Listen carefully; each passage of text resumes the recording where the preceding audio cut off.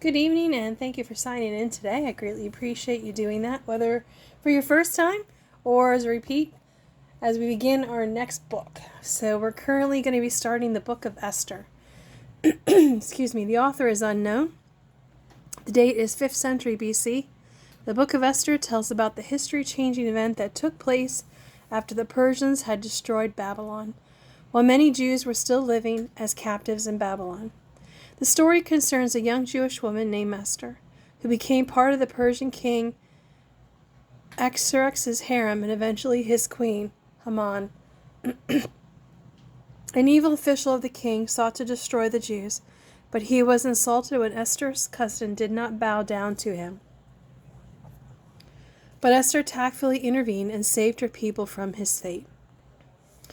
Haman was executed, and after some civil strife, things quieted down once more. This remarkable deliverance of the Jews was celebrated by a feast called Purim, which remains to this day. The theme is God's power and provisions are the central points of this book. God was protecting his people and working out his plans for them even when they were captives under hostile rule. God's power is seen in the overthrow of Israel's enemies. It is important to note that God used human beings to accomplish his purpose rather than doing it directly himself. We must be ready at all times to do as God directs, regardless of our situation.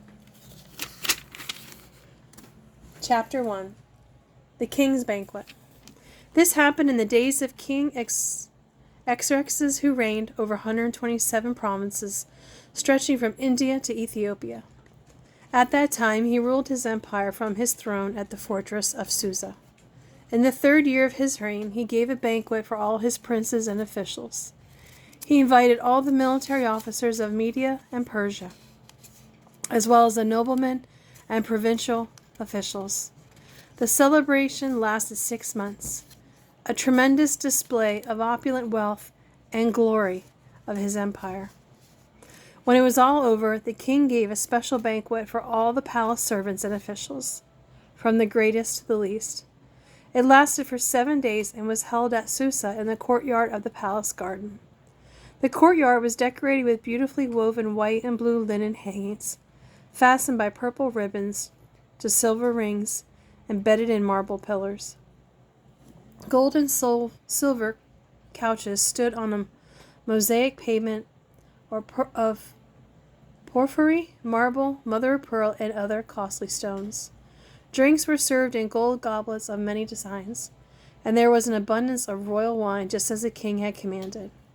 The only restriction on the drinking was that no one should be compelled to take more than he wanted, but those who wished could have as much as they pleased, for the king had instructed his staff to let everyone decide this matter for himself.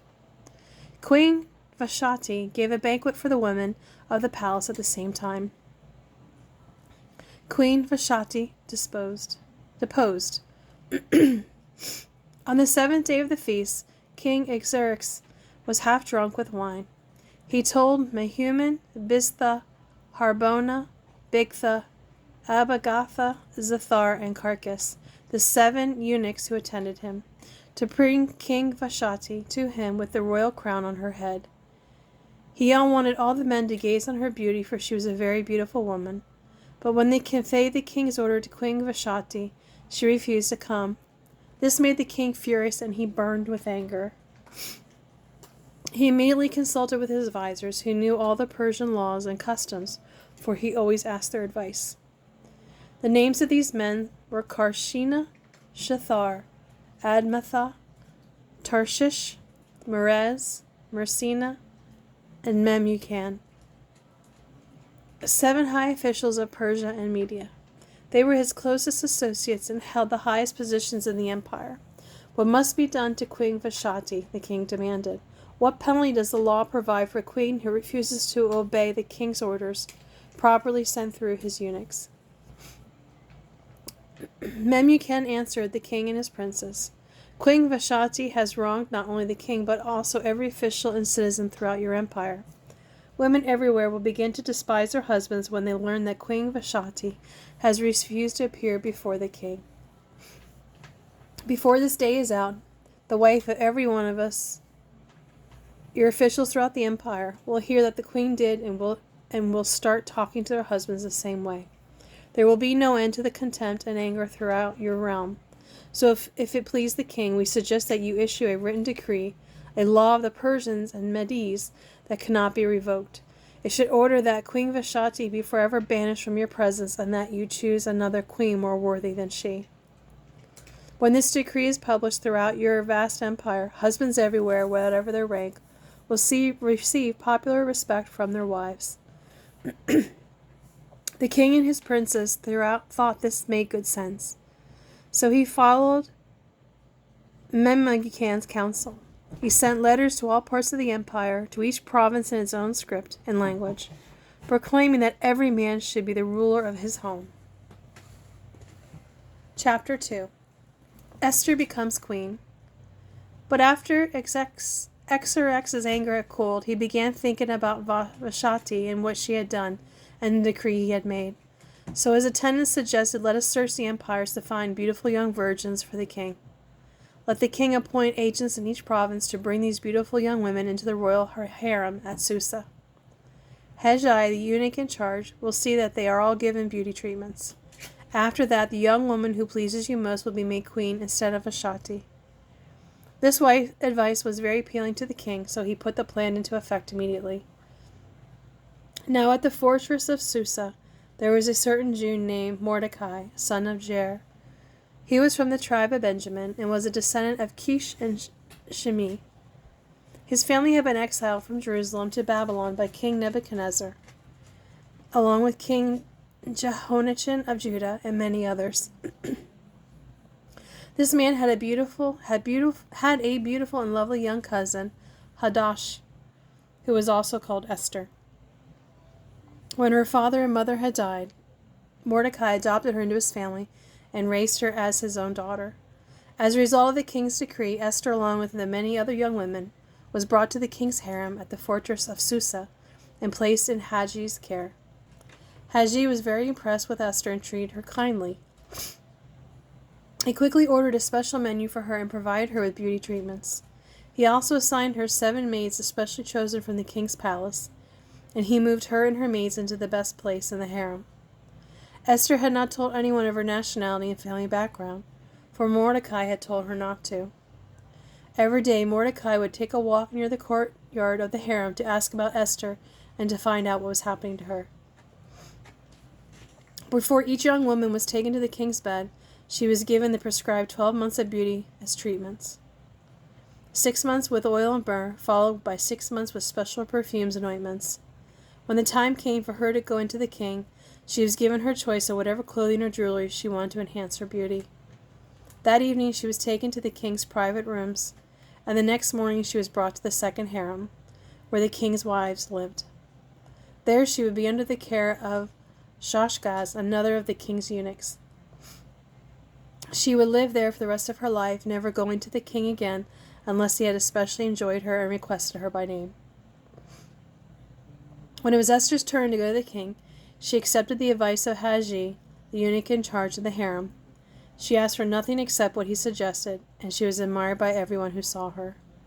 When Esther was taken to King Xerxes at the royal palace in early winter of the 7th year of his reign, the king loved her more than any of the other young women.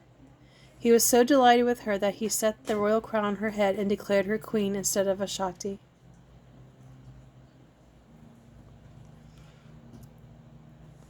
To celebrate the occasion, he gave a banquet in Esther's honor for all his princes and servants, giving generous gifts to everyone and declaring a public festival for the provinces.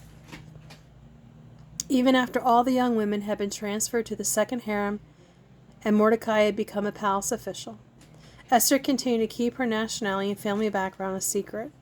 She was still following Mordecai's orders just as she did when she was living in his home. Mordecai's loyalty to the king. One day, as Mordecai was on duty at the palace, 2 of the king's eunuchs, Bigthana and Tarish, who were guards at the door of the king's private quarters, became angry at King Xerxes and plotted to assassinate him. But Mordecai heard about the plot and passed the information on to Queen Esther. She then told the king about it and gave Mordecai credit for the report. When an investigation was made, and Mordecai's story was found to be true, the two men were hanged on a gallows. This was all duly recorded in the book of the history of King Xerxes' reign. Chapter 3. Haman's plot against the Jews. Sometime later, King Xerxes promoted Haman, son of Hammedatha, the Agagite, to prime minister, making him the most powerful official in the empire next to king himself.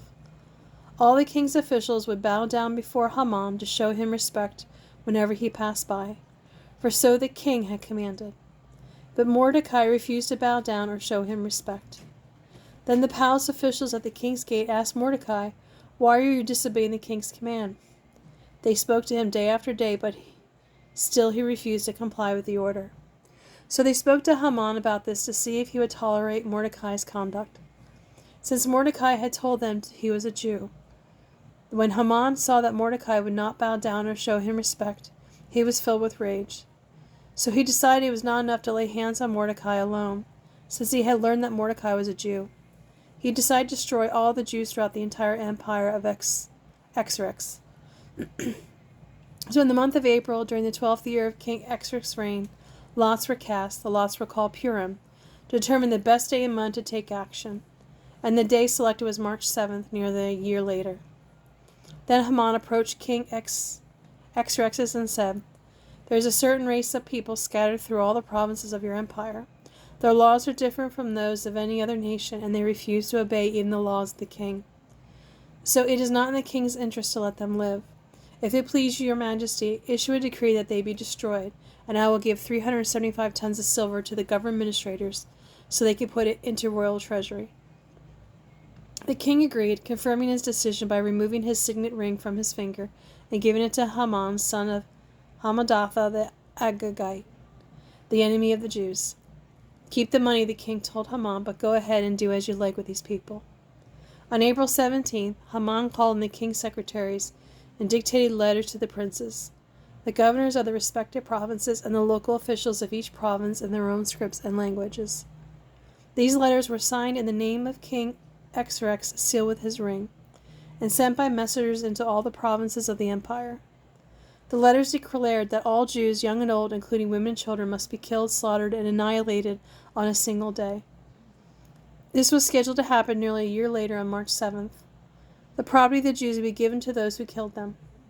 A copy of this decree was to be issued in every province and made known to all the people, so that they would be ready to do their duty on the appointed day. At the king's command, the decree went out by the swiftest messengers, and it was proclaimed in the fortress of Susa. Then the king and Haman sat down to drink, but the city of Susa fell into confusion. Well, thank you for joining me today. I greatly appreciate it. We'll continue tomorrow with the book of Esther, and until then, I hope you have a great day and a blessed day. Bye.